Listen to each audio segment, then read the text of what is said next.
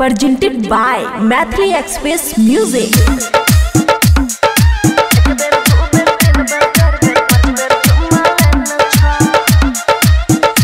खुशी recording studio Baluaha.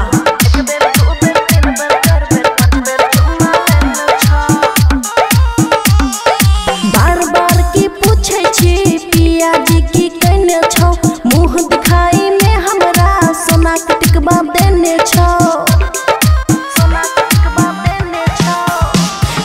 बार बार की पूछे छी पिया जी की कहने छौ, मुँह दिखाई में हमरा सोना के टिकबा देने छौ। एक बेर दो बेर तीन बेर चार बेर पाँच बेर चुम्मा लेना छौ।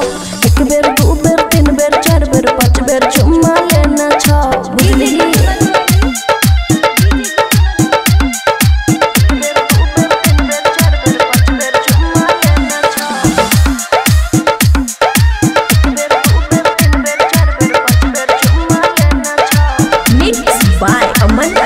पहले रहो पातर हम, अब देखी मोटैलो हम।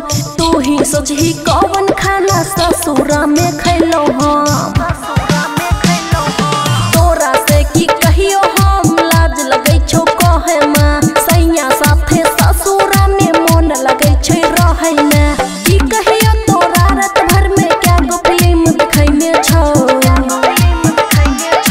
एक बेर दो बेर तीन बेर चार बेर पाँच बेर चुम्मा लेना छौ।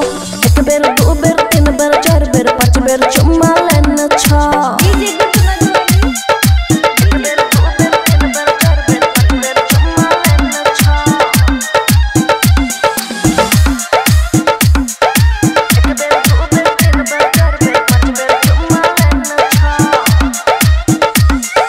सूट से भी ज्यादा साड़ी में हॉट लागै छी।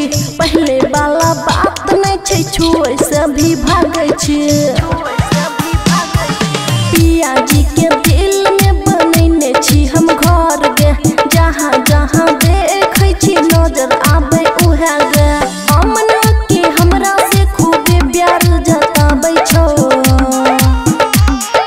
एक बेर दो बेर तीन बेर चार बेर पाँच बेर चुम्मा लेना छौ। एक बेर दो बेर तीन बेर चार बेर पाँच बेर चुम्मा लेना छौ, बुझली? खुशी रिकॉर्डिंग स्टूडियो बलुआहा।